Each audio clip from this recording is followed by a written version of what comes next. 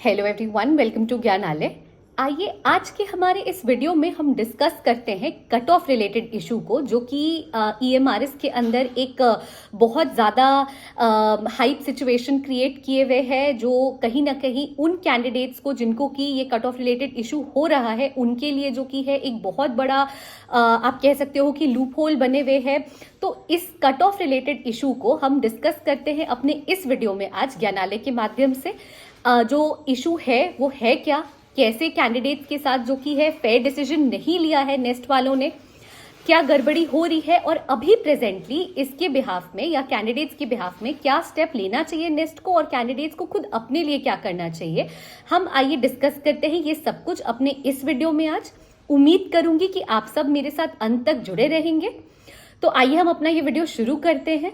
देखिए, ज्ञानालय के माध्यम से मैं आपको बताना चाहूंगी कि सबसे पहले तो जब डॉक्यूमेंट वेरिफिकेशन हुआ और नेस्ट वालों को, जो भी कंसर्न्ड ऑफिसर थे, जो भी कॉम्पिटेंट अथॉरिटी थी, उन्हें लगा कि ये जो कट ऑफ वाले बच्चे हैं जिनको कि आज रिजेक्टेड वाला मेल भेज दिया गया है, उन्हें जो कि है आप साइडलाइन कर दोगे आगे चल के, क्योंकि उनकी जो कहीं ना कहीं एसेंशियल मिनिमम क्वालिफिकेशन कह लो, एलिजिबिलिटी क्राइटेरिया कह लो, जिस भी कारण से आपने जिस भी कारणवश उन्हें अभी रिजेक्शन का मेल भेजा है, अगर ये आपको डॉक्यूमेंट वेरिफिकेशन के समय ही पता चल गया था तो आपको वहीं पे स्टॉप लगा देना चाहिए था। आपने डॉक्यूमेंट वेरिफिकेशन करके उन्हें सक्सेसफुली अप्रूव करके आगे बढ़ा दिया, जिसके कारण कि जो बच्चे थे, जो कैंडिडेट्स थे, उनके मन में एक होप जगा रहा।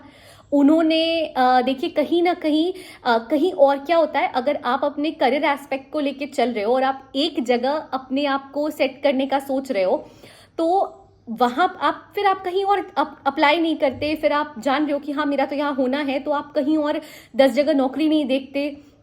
अब इस कारण से क्या हुआ कि भाई आपने जब डॉक्यूमेंट वेरिफिकेशन में कैंडिडेट्स को नहीं रोका, कैंडिडेट्स ने कहीं और अप्लाई नहीं किया, कैंडिडेट्स ने और 10-12 जगह ना इंटरव्यू देने का सोचा, ना एग्जाम क्रैक करने का सोचा, तो इस कारण से उनका जो स्कोप है वो लिमिटेड हो गया। अब इस लिमिटेड स्कोप का भी जो एकमात्र अपॉर्चुनिटी था कि उन्हें ईएमआरएस में ज्वाइन करना है, आपने वो अपॉर्चुनिटी भी अपनी डॉक्यूमेंट वेरिफिकेशन करवाने के 2-3-2.5 महीने बाद, 2 से 3 महीने के बीच में आपने वो भी छीन ली उनसे, रिजेक्टेड मेल भेज के। उसके ऊपर से आपने कुछ कैंडिडेट्स को उनमें से भी मतलब जो कि उनकी ज्वाइनिंग प्रक्रिया आपने आगे बढ़ा दी, उनका नाम लिस्ट में था, उन्हें मेल किया, जिस भी तरह से आपने एक्सेप्ट कर लिया, उनमें से कुछ को आपने एक्सेप्ट भी कर लिया, पर कुछ को आपने रिजेक्ट कर दिया। तो ये जो पूरा प्रोसीजर का कॉम्प्लिकेशन है कट ऑफ वालों के लिए, ये सबसे पहली चीज तो कि कट ऑफ वालों के लिए ही क्यों, पहली। दूसरी चीज है, उन कट ऑफ वाले जो कैंडिडेट्स है उनमें से भी कुछ को आपने ले दिया और कुछ को सेग्रीगेट कर दिया, ये क्यों। अगर आपको रिजेक्ट करना ही था तो आपने डॉक्यूमेंट वेरिफिकेशन के समय ही रिजेक्ट क्यों नहीं किया। तो इन सारे मुद्दों पे जो कि है कैंडिडेट्स अब बहुत ज्यादा फ्रीक आउट कर रहे हैं, बहुत ज्यादा टेंशन ले चुके हैं, और कहीं ना कहीं जो कि है एक दिल्ली का जो माहौल है वो ऐसा बन रहा है कि कैंडिडेट्स जो कि है एक फ्रेश केस करने का सोच रहे हैं। ऑलमोस्ट 50 कैंडिडेट्स, 50+ कैंडिडेट्स ही मैं कहूंगी हैं जो ऑलरेडी इसमें ज्वाइन कर चुके हैं। ज्यादा से ज्यादा लोगों को इसे प्रमोट करना चाहिए जो इस प्रॉब्लम को एक्चुअली फेस कर रहे हैं। देखिए, आपके पास अगर एक रीजन हो किसी को डिस्क्वालीफाई करने का, कोई अगर एलिजिबिलिटी क्राइटेरिया में खड़ा नहीं उतर रहा है, आपने तो डिस्क्वालीफाई कर दिया, उसी पॉइंट पे कर दो आप। अगर किसी के पास कैटेगरी सर्टिफिकेट नहीं है, आपने तो हटा दिया उसे। जिस भी कारण से आप किसी को डिस्क्वालीफाई कर रहे हो, तो आपके पास एक रीजन होना चाहिए उसे नहीं प्रेफर करने का और बाकियों को उसके ऊपर प्रेफर करने का, उस कैंडिडेट को हटाने का। बेसिकली आपके पास एक रीजन होना चाहिए। तो नेस्ट से ये बेसिक क्वेश्चन है जो कैंडिडेट्स पूछने वाले हैं नेस्ट अथॉरिटीज से कोर्ट केस करके कि भाई आप हमें हमारा रीजन बता दो कि आपने किस बेसिस पे हमें जो कि है सेग्रीगेट कर दिया, हम में से कुछ को आपने एक्सेप्ट कर लिया, आपने हमें डॉक्यूमेंट वेरिफिकेशन के समय क्यों नहीं रोका। तो देखिए, ये मैंने आपको क्रक्स में बता दिया कि मैटर क्या है, नेस्ट के तरफ से गड़बड़ी क्या हुई है नेस्ट के पार्ट पे, जिसपे कि कैंडिडेट्स जो केस करने वाले हैं वो बता दिया, क्वेश्चंस क्या होंगे मैंने वो बता दिया। अब हम ये देख लेते हैं कि क्या ये सही है या नहीं। आप खुद देखो कि अगर कोई भी थर्ड पार्टी हो और उसे दिखे कि जो एक सेग्रीगेटेड लॉट है, एक रिजेक्टेड लॉट है, उसमें से भी अगर 2-3 बच्चों को चुन लिया गया है और बाकियों को नहीं चुना जा रहा है और कोई स्पेसिफाइड रीजन नहीं दिया जा रहा है, तो वो थर्ड पार्टी भी सबसे पहले यही कहेगा कि भाई आप पहले अपना रीजन स्टेट करो।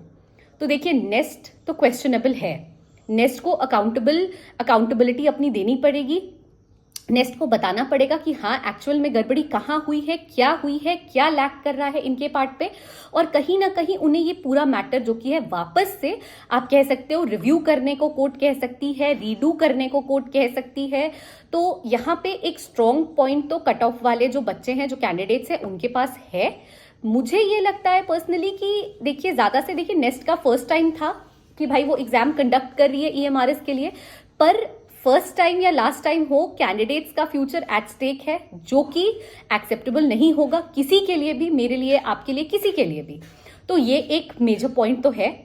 अब इसमें कोर्ट का फाइनली क्या फैसला होता है, नेस्ट अथॉरिटीज को क्या करने को कहा जाता है, या कोर्ट कट ऑफ वालों को ही फर्दर कुछ और एक्शंस देती है, या फाइनली क्या डिसीजन होता है, नहीं पता। बट अगर आप इस इशू से मतलब जूझ रहे हो, अगर आपको भी जो कि सेम प्रॉब्लम है, तो मेरा मानना है कि आपको जरूर जो कि है उन लोगों के साथ जुड़ना चाहिए, आपको जरूर आपस में बातचीत करनी चाहिए और अपने आप को एक बार प्रेजेंट करना चाहिए आपको कि हाँ भाई मुझे भी ये परेशानियां हुई हैं इस कट ऑफ वाले इशू को लेके, और मुझे भी जो कि इस स्पेसिफिक कारण से जॉब नहीं मिल पाया है। तो उससे आपको एटलीस्ट अनसुना नहीं लगेगा, अनहर्ड नहीं लगेगा, और आपके भी हो सकता है प्रॉब्लम्स को बहुत हद तक समझे कोर्ट और सॉल्व कर पाए। आई होप कि जो इशू है कट ऑफ वालों का, वो मैंने बढ़िया से एक्सप्लेन किया है आपको, वो आपके सामने मैंने लाया है कि कैसे लोग आगे बढ़ रहे हैं, कोर्ट केस करने का सोच रहे हैं, और कैसे आपको भी जो कि है उसमें सपोर्ट करना चाहिए, क्योंकि ये आपके खुद के लिए एक नोबल कॉज है। Thank you so much for watching the video till the end. I hope कि आपको ये वीडियो यूजफुल लगा होगा। Please keep on extending your love and support to Gyanalaya, and please do like, share and subscribe our channel. Thank you so much for watching the video till the end. Please stay tuned. Thank you.